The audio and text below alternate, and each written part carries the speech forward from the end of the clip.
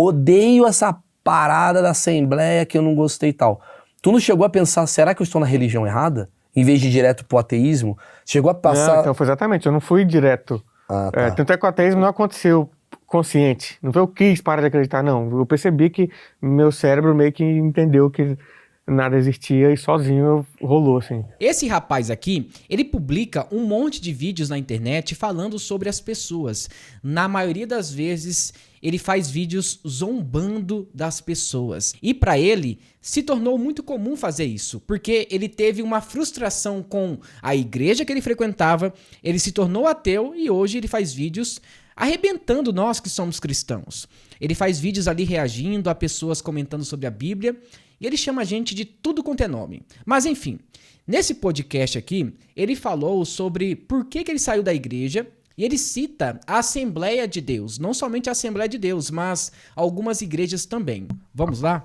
Voltando pra igreja, senão a gente vai ficar, porra... Sim, aí o lance da igreja que eu tava falando, só pra terminar, a minha visão que a gente tá Sim. falando da religião cristã hoje, eu acho que ela só precisa de alguém que faça a mesma coisa que os crentes fazem, só que pro lado bom. Porque os crentes têm um hábito incrível de selecionar os versículos que eles querem e ignorar os outros que eles não querem acreditar e aplicar. Realmente, de uma certa forma, ele tem razão. Hoje em dia, nós temos esse hábito de pegar versículos isolados exatamente para tentar defender uma ideia nossa. E a gente não vê o contexto. Realmente, o que ele está dizendo aqui tem um fundo de verdade, tá? Porque no mesmo lugar da Bíblia que fala sobre homossexual, tal, ser pecado, tá falando que não pode comer camarão, não pode usar roupa de lã, Sim, e mas esses camarão não pode. se importam. Então eles só puxam Sim. o que eles querem pra... O Levíticos é até ali, né? Aqui, pra quem só quer entende. pegar aqui o que estragar a vida de minorias, eu quero. Cu isso, eu não tá vou ligado? dar, mas camarão eu quero comer. Isso. Ele citou o livro de Levíticos falando que a gente pega só algumas partes ali e outras partes a gente não liga. Inclusive, ele acabou falando sobre o homossexualismo, né? Mas o interessante é que no Novo Testamento, Paulo diz que os homossexuais não vão herdar o reino de Deus. Então, o que ele faz com esse versículo? Ele joga fora? Ele queima? Então, nós temos que olhar todo o contexto bíblico, o Novo e o Antigo Testamento, para a gente conseguir identificar quais são as doutrinas que nós devemos obedecer e quais são as histórias que não estabelecem doutrinas. O texto descritivo é aquele texto que narra uma história. Agora, o texto prescritivo é um texto que estabelece doutrinas. Então não tem como você pegar a narrativa ali que conta apenas a história de alguém e tirar uma doutrina daquilo. Existem ali algumas exceções, tá? Mas temos que tomar muito cuidado para a gente não pegar um livro que não traz doutrina e estabelecer doutrina sobre aquele livro, tá? Porque a gente pode cometer até mesmo uma heresia, tá bom? Então, assim, aí esse show, inclusive, eu vou falar muito sobre Jesus, a minha visão de um ateu sobre Jesus, que é basicamente essa de... Por que a gente só não seleciona as partes boas da Bíblia e começa a mostrar por aí, tá ligado? Por exemplo, mas é bom deixar claro que deve ter gente que deve estar assistindo aqui, que sei lá, que é muito radical de igreja, a mãe mandou, sei lá, o caralho 4. Tu é um cara que aprecia a história de Jesus ou Sim, você... não acredito em Jesus como divindade, mas... Sim, mas como uma pessoa, como um Mahatma Gandhi da não, vida. Sim, mas é uma figura que se todos os crentes seguissem, o mundo seria um lugar incrível de viver. Porque, inclusive, até o que Jesus diz vai muito em antagonismo que os caras aplicam. Pra caralho, né? assim, e eu só entendi isso, e essa que é a merda, quando eu saí da igreja. Quando eu saí da igreja que eu entendi o que era a mensagem de Jesus de fato. Porque enquanto eu tava lá dentro era só dinheiro, não pode casamento gay, não pode usar isso, não pode assistir era isso, só não pode punição. fazer isso, era só punição, Jesus só é um medo, punitivo. só culpa, tá ligado? É a parte que Jesus, de Jesus, que é foda, que, pô, quando Jesus fala lá de... Dialogar, de conversar com todo mundo. Jesus fala assim, que ele fala, amar o próximo como a ti mesmo. Como a ti mesmo. Esse bagulho é extremamente forte e nenhum crente faz isso.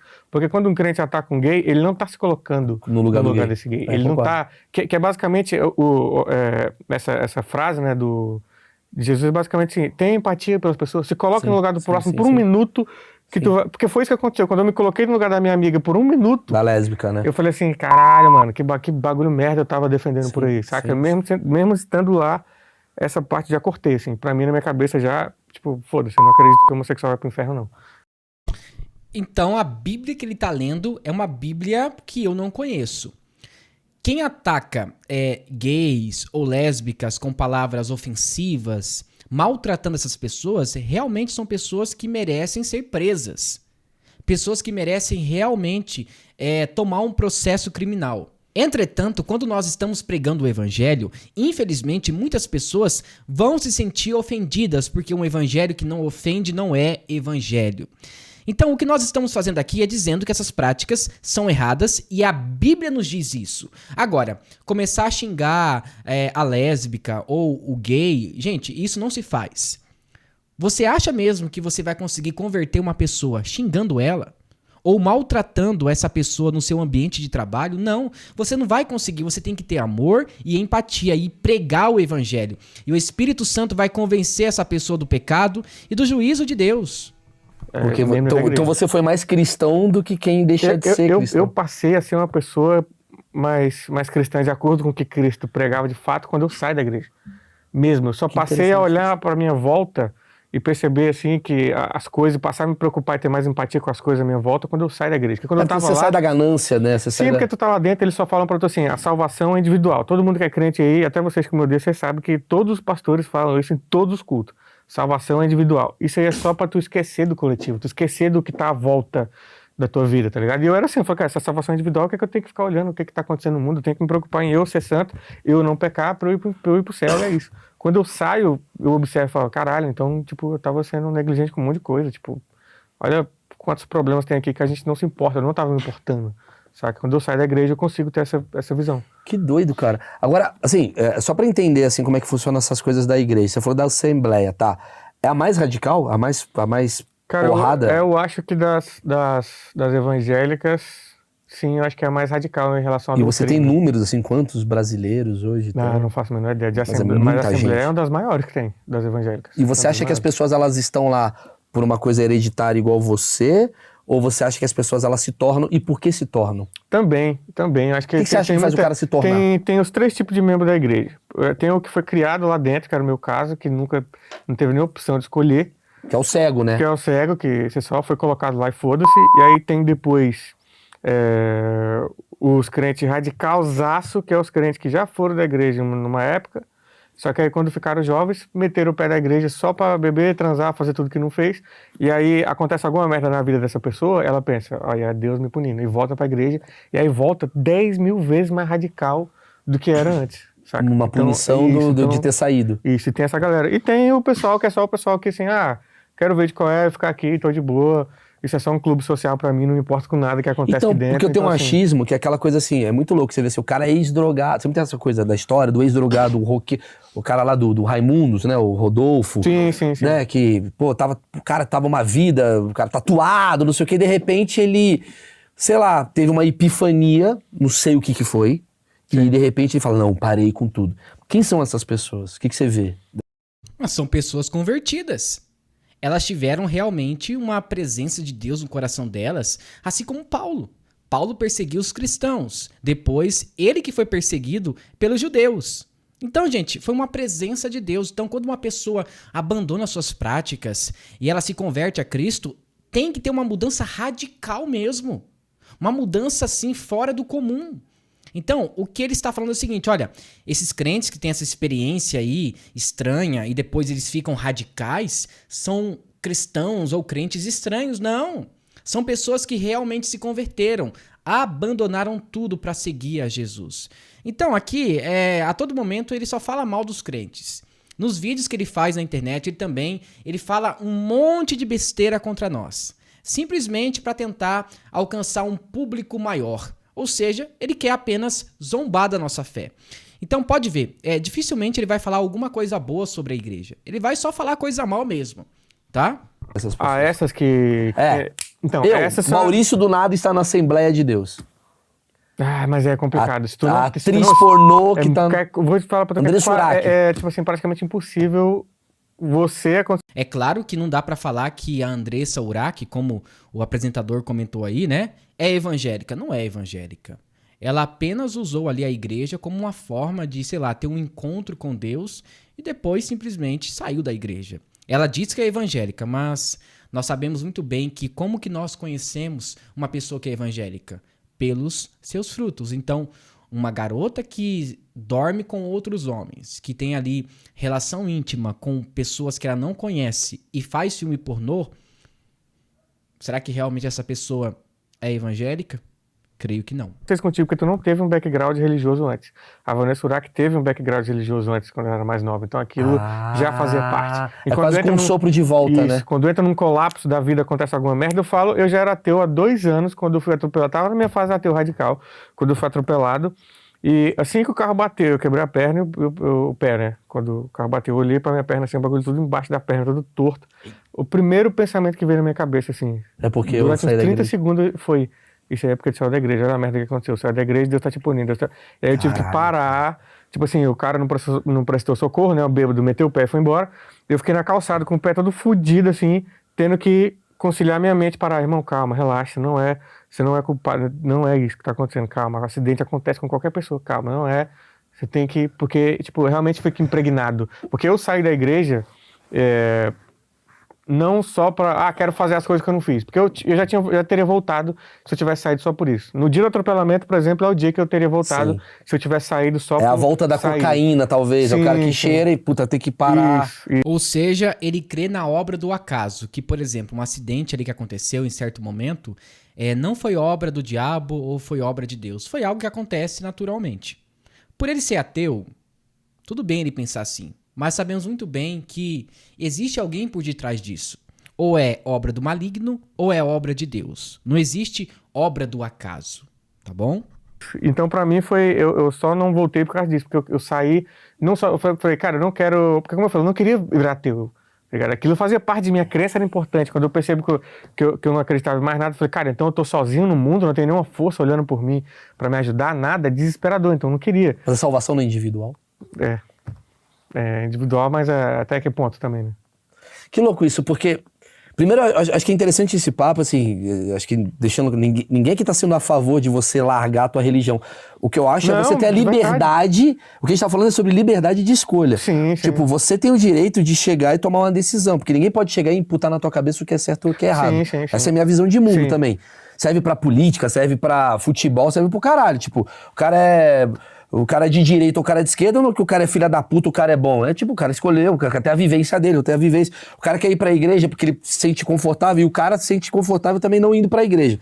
O problema é quando você imputa uma parada no cara, que é o que você sofreu. Só consegui não voltar por causa disso, porque eu saí, assim, cara, eu vou escolher, vou ler a Bíblia inteira primeiro. Aí eu li a Bíblia inteira pela primeira vez, que eu notei, que eu tô há 24 anos aqui, seguindo um livro que tá sendo base de todas as decisões da minha vida, do que eu não faço e do que eu faço, e eu nunca li. Tipo, eu tô só ouvindo o que estão falando pra mim. Quando eu paro pra ler, eu fiquei tipo assim, não é possível que eu tava seguindo isso aqui a minha vida inteira, porque tem muito absurdo. Quantos por cento numa igreja tu acha que nunca leu a Bíblia? 99%, sem medo de estar sendo exagerado. 99% das pessoas na igreja nunca leram a Bíblia. Então observe que ele vai aos extremos, né? Gente, é claro que existem pessoas na igreja que nunca leram a Bíblia completa. Claro que não. Mas 99% das pessoas... Sem sacanagem. E eu sei que vai ter crente puta aí dizendo que é mentira, mas lá no fundo você sabe que nem você leu isso aí. A galera lê trecho, é isso? Lê trecho, ou lê o que o pastor, ouve só o que o pastor fala, tá ligado? Tipo assim, tem muita coisa na Bíblia que eu não fazia ideia que tava lá. Por exemplo, pouca gente, nem os crentes sabem disso. Poucos crentes sabem disso, que Judas morre de 2 maneiras diferentes na Bíblia. É mostrado a morte de Judas na Bíblia em 2 livros diferentes, e num livro ele morre de um jeito, no outro livro ele morre de outro jeito. Então, as contradições... Tem um final alternativo. Isso, estão lá. Eu só percebi quando deu lido, eu falei, uai, mano, mas eu não sabia isso aqui, tipo, saca? Nem os caras leram, então? Não, nem os caras. Não fizeram revisão? Não, nada. E aí depois quando eu decido sair, além de ler a Bíblia, eu falei, tá, eu procurei outras religiões, porque eu não queria perder a fé. É desesperador pra quando tu cresce num ambiente de fé, você perder ela, tu fica sem nada, assim, tu fica, mano, e aí? Tipo, saca? Sozinho no mundo, você não tem amigo. Tanto é que eu só passei a ter outra comunidade de pessoas na minha vida quando eu comecei a fazer comédia, que foi onde eu passei a ter outras pessoas pra conversar. Porque a comédia é meio uma igreja, vamos jogar real, assim. Sim, ela acolhe, porque você, querendo ou não, você desabafa sobre coisas internas, e tem gente que se conecta com você. A comédia é meio uma salvação da galera. Sim, assim. mas foi a minha, o que me fez ter esse questionamento ao ponto de, caralho, será que realmente tudo tá certo? Foi comédia. Tá, eu queria fazer uma pergunta sobre moderação, porque assim, entendi. Porra, odeio essa parada da Assembleia que eu não gostei e tal. Tu não chegou a pensar, será que eu estou na religião errada? Em vez de ir direto pro ateísmo? Chegou a passar... Não, então foi exatamente, eu não fui direto. Ah, tá. Tanto é que o ateísmo não aconteceu consciente. Não foi eu quis parar de acreditar, não. Eu percebi que meu cérebro meio que entendeu que nada existia e sozinho rolou, assim. Mas eu procurei outras coisas, procurei outras igrejas, fui em Sara Nossa Terra, fui em Igreja Batista. Você chegou a gostar de alguma? Você falou assim, Nenhum, porque não vai, mano, não vai. Depois que tu perde a fé, mesmo pelos motivos certos, sem ser só pra sair e fazer as coisas, lendo, estudando as coisas, tentando entender, não vai, mano. Agora que a gente já assistiu esse vídeo, a gente pôde entender algumas coisas importantes, tá? Ele falou que 99% das pessoas que estão na igreja nunca leram a Bíblia inteira. Isso é uma mentira, tá? E depois ele disse, olha, mas tem muitos evangélicos que vão dizer que eu estou mentindo. Realmente você está mentindo. Depois ele falou sobre a questão do livro de Levíticos, de que tem algumas passagens que nós pegamos para nós e outras partes não. Temos que entender que o livro de Levíticos foi escrito exatamente para o povo judeu, para o povo hebreu daquela época. Nem tudo nós precisamos praticar hoje em dia, porque nós temos a nova aliança em Jesus Cristo. Eu acho que ele faltou na aula de hermenêutica.